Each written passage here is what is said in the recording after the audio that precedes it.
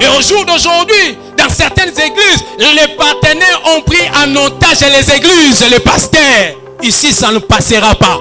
Et dans certaines églises, lorsque vous partez, on va vous dire, ici, il ne faut pas parler de la repentance. Ici, il ne faut pas parler du péché. On n'en a pas besoin. Ici, ça ne passera pas. Ici, rien que la vérité. Rien que la vérité. Rien que la vérité pour les salut des âmes. Nous voyons beaucoup de réalités dans les églises. Nous sommes bourrés des églises. Plusieurs dénominations. Mais la crainte de Dieu n'existe plus. La crainte de Dieu n'existe plus. L'église d'aujourd'hui est devenue un fourre-tout. Où nous voyons tout, l'amalgame, le mélange. Et nous voyons des gens au jour d'aujourd'hui.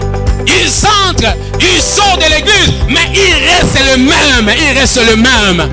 Ils écoutent la parole de Dieu, mais ils refusent de croire et d'obéir à cette parole. Qu'est-ce que nous ne voyons pas aujourd'hui? Qu'est-ce qui ressemble à l'église d'aujourd'hui? Les gens remplis de l'Esprit de Dieu, les gens qui prient, mais lorsque nous entrons à l'intérieur, un pied dedans, un pied dehors. En réalité, ils ne sont pas alignés devant Christ. Il y a à boire et à manger aujourd'hui. Et retiens ceci, venir à l'église ne suffit pas pour hériter ce royaume. Je dois te dire la vérité, venir à l'église ne suffit pas. Tu dois te préparer à la rencontre du Seigneur. Ne sois pas incrédule, ne sois pas incrédule lorsque tu écoutes la parole de Dieu. Dieu veut que tu obéisses à cette parole. Et je t'ai tenté de dire, dans les églises d'aujourd'hui, il y a à boire et à manger. Que le Seigneur nous aide, que le Seigneur puisse t'aider. Et plusieurs ne vont pas hériter le royaume de Dieu. Je ne suis pas là pour te faire peur, mais je dois te faire comprendre ces choses. Quelqu'un qui entre sorcier, il sort sorcier. Il refuse de croire, il refuse de changer sa vie. Ce n'est pas seulement question de venir à l'église. Et au jour d'aujourd'hui, dans certaines églises, les partenaires ont pris en otage les églises, les pasteurs. C'est eux qui décident. C'est eux qui décident. Ce qu'on doit prêcher, ce qu'on ne doit pas prêcher. Et dans certaines églises, lorsque vous partez, on va vous dire, ici, il ne faut pas parler de la repentance. Ici, il ne faut pas parler du péché. Et moi-même, j'ai entendu dans mes oreilles un homme de Dieu qui dit ceci dans son église.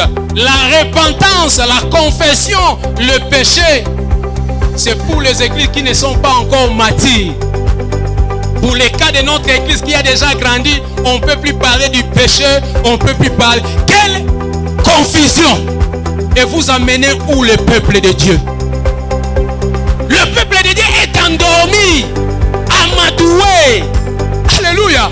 Ils ne savent pas que l'enfer les attend. Et le peuple d'aujourd'hui n'accepte plus la vérité de la parole de Dieu. Et le peuple d'aujourd'hui fait les flatteries. Quand on les flatte, on dit oui. Quand on dit culte d'enseignement, séminaire biblique, les églises vides. Alléluia. Vides, ils ne sont pas là. Monte, ça va t'amener où?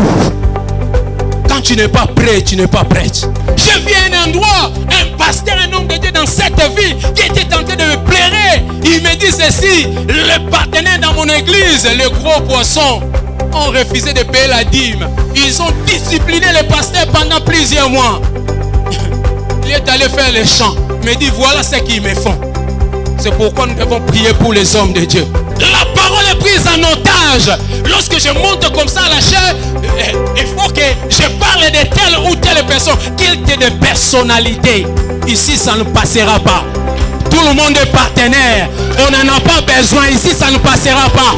Ici, rien que la vérité. Rien que la vérité. Rien que la vérité pour les salut des âmes. D'où vous avez trouvé ces choses? Enfants de Dieu, faisons très attention. Faisons très attention.